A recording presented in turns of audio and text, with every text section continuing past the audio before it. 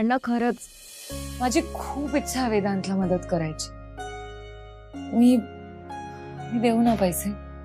नाही नको. पण अण्णा म्हणजे तू नको देऊस, मी दे.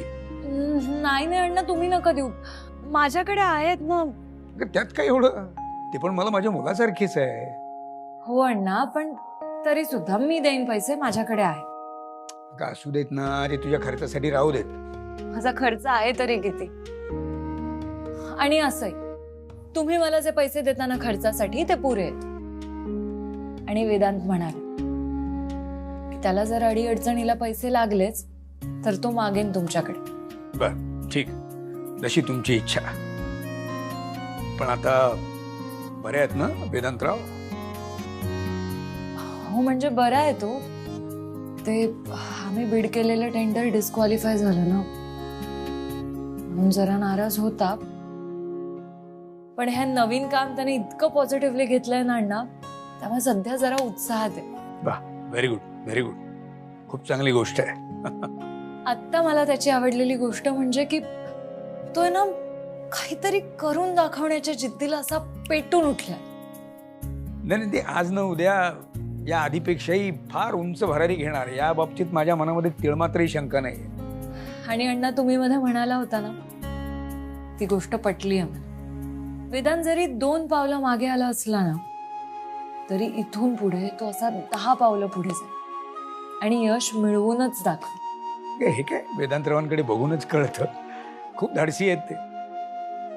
बघ तू, म्हणजे या आधीची कंपनी सुद्धा त्यांनी एकट्याने उभी केली होती, आता ही कंपनी सुद्धा एकट्याने उभी करणार ते. आणि आता तर काय तू त्यांच्या जोडीला आहेस म्हटल्यावर तर काय प्रश्नच नाही. फक्त अमूल्या, जरा वेदांतरावांना सावध राहायला सांग, कारण पुरुषोत्तम सारखी माणसं काय कुठल्याही थराला जातात अगं. म्हणून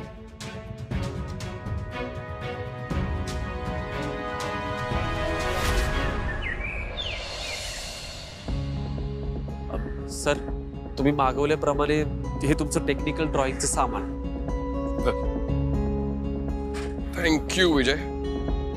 काय थँक्यू सर, मी तुमच्यासाठी कधीही काहीही करायला तयार आहे. म्हणूनच थँक्यू. बरं एक, मी तुला मेसेज केला होता, ती 2 पुस्तकं टाकलीस का यात? हो अहो सर, म्हणूनच तर बॅग एवढी जड आहे ना. बरं ठीक आहे, मी येतो, मला खूप काम आहे. सर सर सर, तुमच्याकडे 2 मिनिटं आहेत का? काय झालं बोल. सर, तुम्ही ऑफिस मधून गेलात, आम्ही सगळे खूप नाराज झालो. सर मला तुमच्या बरोबर यायचंय, पण तुम्हीच म्हणालात ना की कंपनीत थांब, कामाकडे लक्ष दे. मग आता तुम्ही सांगितल्याप्रमाणे मी वागतोय, सगळं करतोय, तो उलट स्टाफ माझाच रागराग करायला लागलाय का तर मी राजीनामा देत नाहीये म्हणून. I can understand. अहो सर, अमूल्या मॅडम तर जवळजवळ माझा तिरस्कार करायला लागल्या.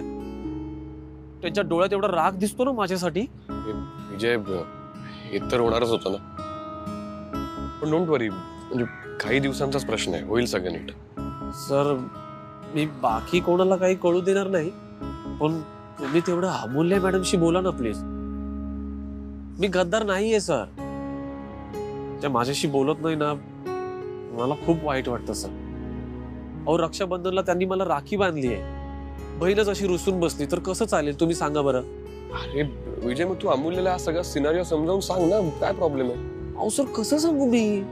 अरे अमूल्यला सांगायला काय प्रॉब्लेम आहे विजय? सर तशी तर माझी खूप इच्छा होती त्यांना सगळं काही सांगावं, पण तुम्हीच म्हणालात ना की कोणाला काही सांगू नको म्हणून, म्हणून मी त्यांना सुद्धा काही सांगितलं नाही. विजय तू पण ना. बरं ठीक आहे, चल मी बोलतो अमूल्याशी. नक्की? हो चालेल sir, thank you so much sir, आणि व्हेरी मच. ये आता. हा हा येतो, काळजी घ्या. हो.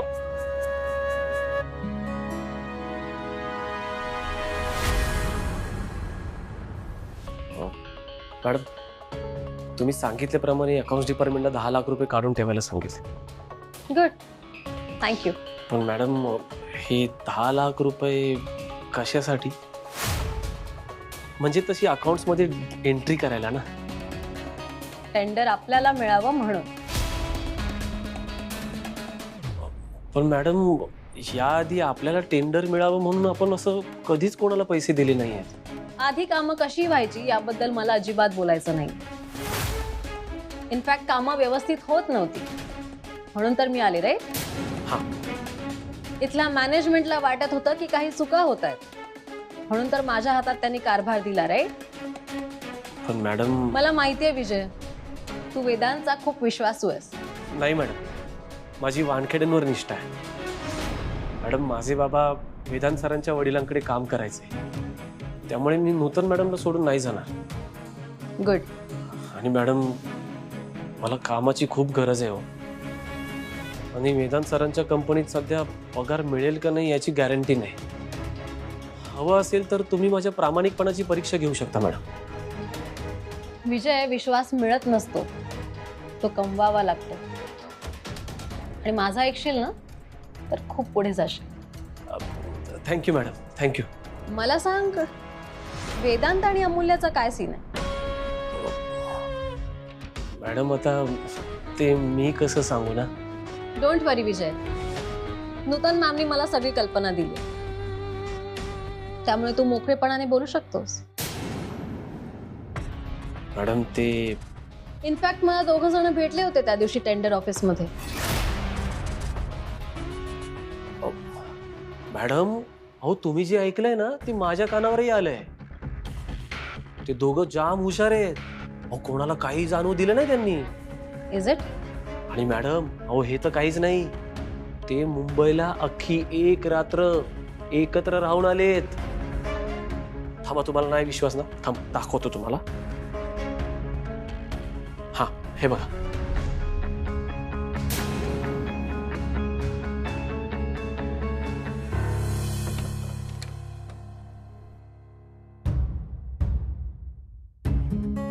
वेदांत,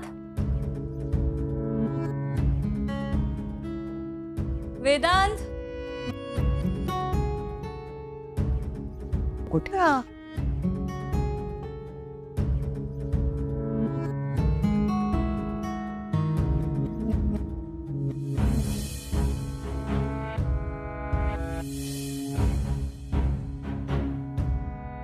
फोन का नाही लागत आहे?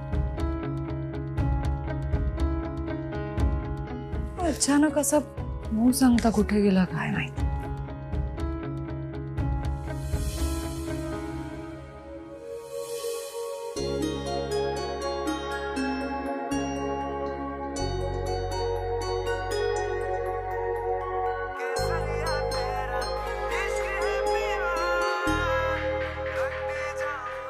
रुक्मिणी, बोल रुक्मिणी. अमूल्या, अगं वेदांत कुठे आहे? वेदांत, ऍक्च्युली मलाच माहिती नाहीये तो कुठे. अगं त्याचा फोन लागत नाहीये म्हणून मी तुला केला. हो अगं, काय झालं? महत्वाची इन्फॉर्मेशन मिळाली आहे आणि वेदांतला मला लवकरात लवकर भेटायचंय. Please hurry up. ठीक आहे, मी तो आले की मी त्याला सांगते, मग आपण भेटायचं ठरवूयात. बरं ठीक आहे. Bye bye.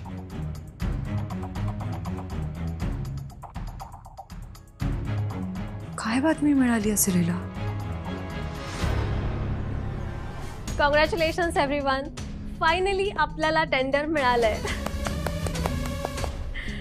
Purushottam sir, Nutan ma'am, thank you so much. खरं तर तुझं कौतुक केलं पाहिजे.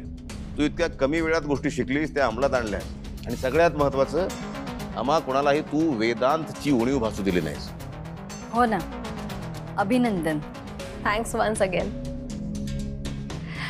जस्ट अ मिनिट, ही कॅश. हा मॅडम, या सगळ्या प्रोसेसमध्ये ज्या अधिकाऱ्यांनी आपल्याला मदत केली त्यांना आपल्याला हे पैसे द्यायचे. ठीक आहे, काहीच हरकत नाही. नाही, तुम्हाला सोबत यायचंय. मी कशाला?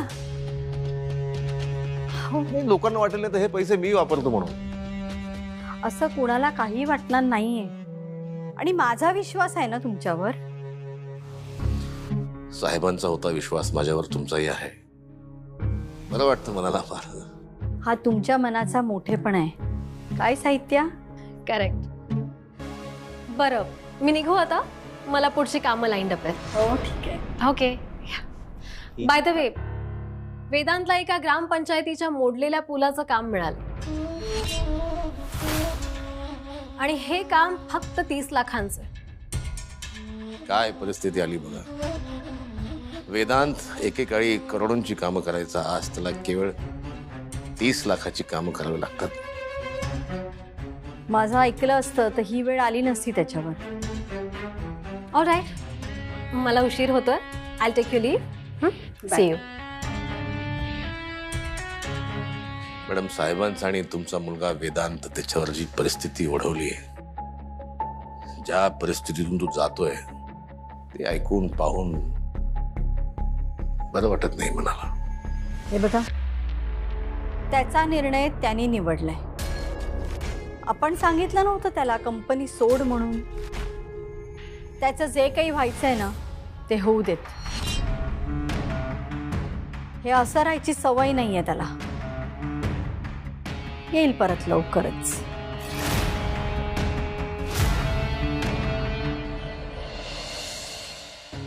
त्याचा फोन का लागत नाहीये?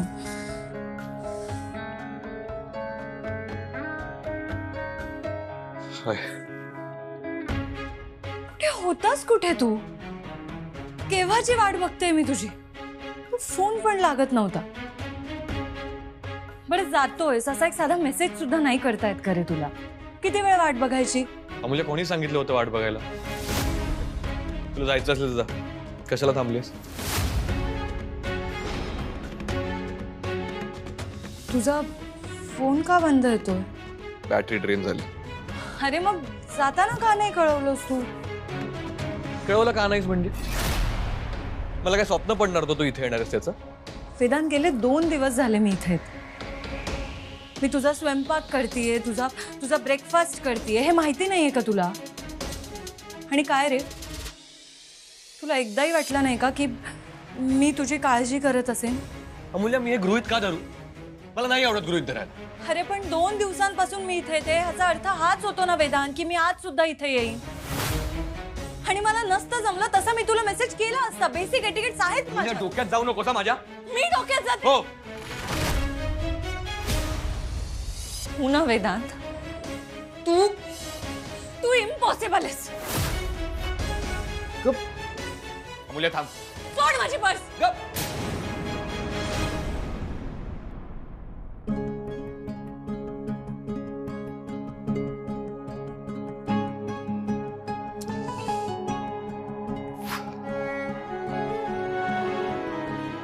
काय चिडलो मी अमूल्यावर.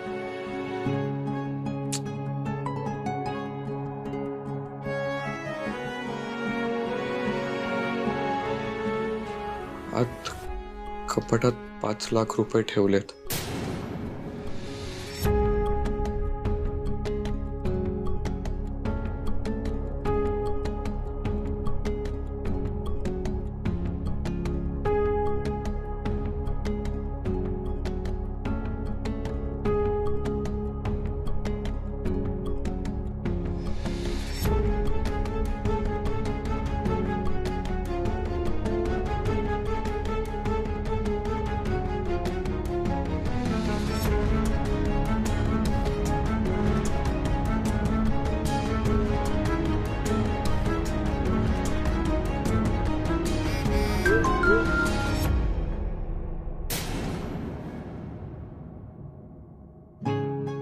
माझी लायकीच नाही अमूल्याशी लग्न करण्याची.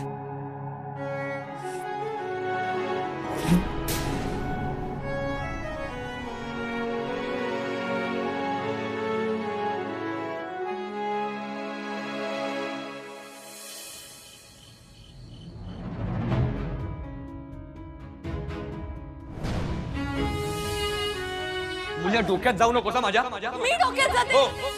हो ना वेदांत, तू इम्पॉसिबल आहेस. मुल्या, थांब. सोड माझी पर्स.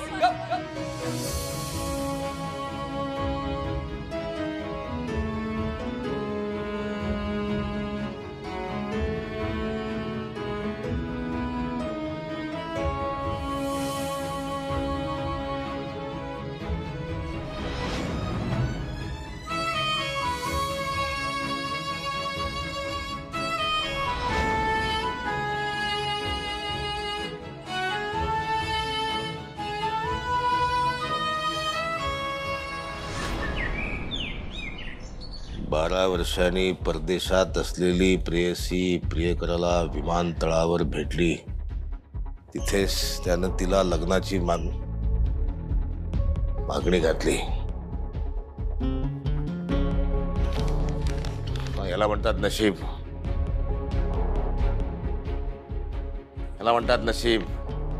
नाही तर आम्ही नशीब बदलायला पाहिजे. काहीतरी केलं पाहिजे. दुसरं कोण करणार?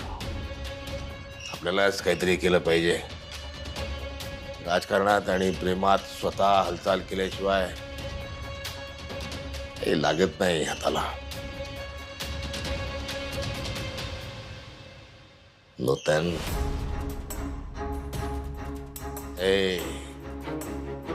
नूतन, ये तुझी वाट बघतोय. दाता तू है सबका, अजो समा का, मालिक खालिक दोनों जहां का. नूतन.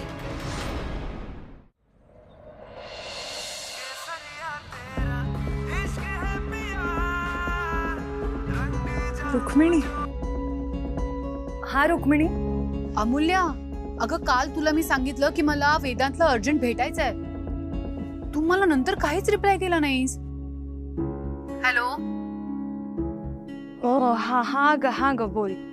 अगं वेदांतशी काही बोलणं झालं का तुझं? Amulya, it's very urgent. हो.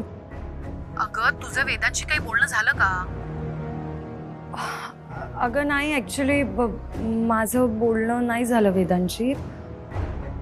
तू एक काम कर ना रुक्मिणी, तू डायरेक्टली वेदांतलाच कॉल कर. बरं ठीक आहे, मी पुन्हा एकदा फोन ट्राय करते त्याला. चल बाय. बाय. जाऊ दे, मला काय करायचंय. घरी आपली कोणीतरी वाट बघत असेल, एवढी साधी गोष्ट ह्याला कळत नसेल ना, तर काहीच उपयोग नाही. तिला उडत.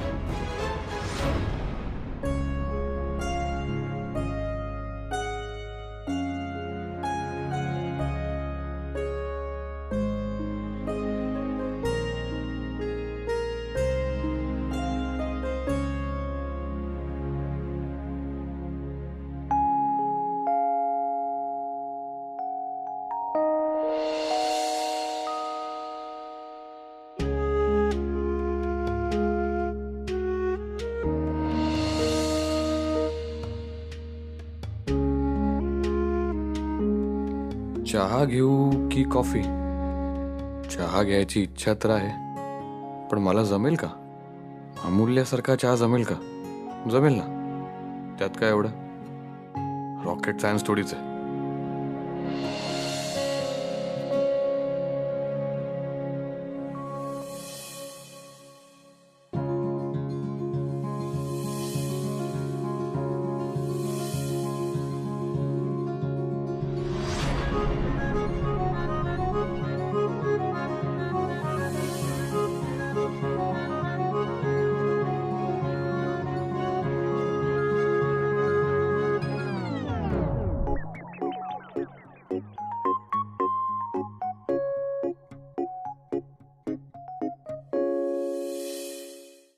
तुला लग्न झाल्यापासून काही आरामच मिळाला नसेल ना ग?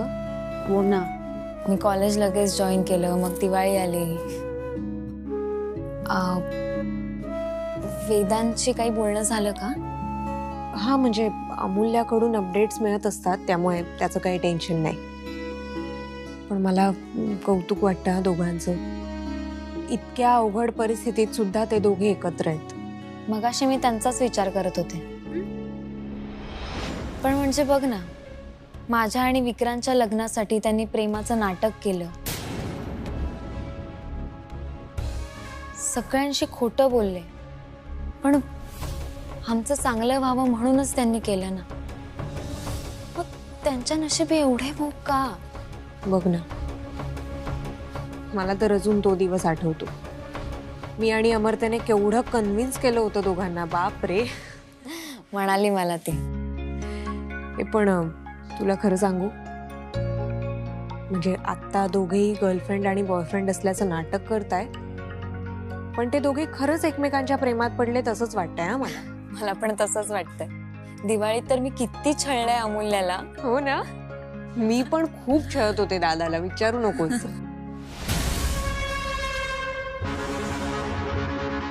म्हणजे वेदांत आणि अमूल्या विक्रांतचं लग्न आरतीशी व्हावं म्हणून माझ्याशी खोटं बोलले.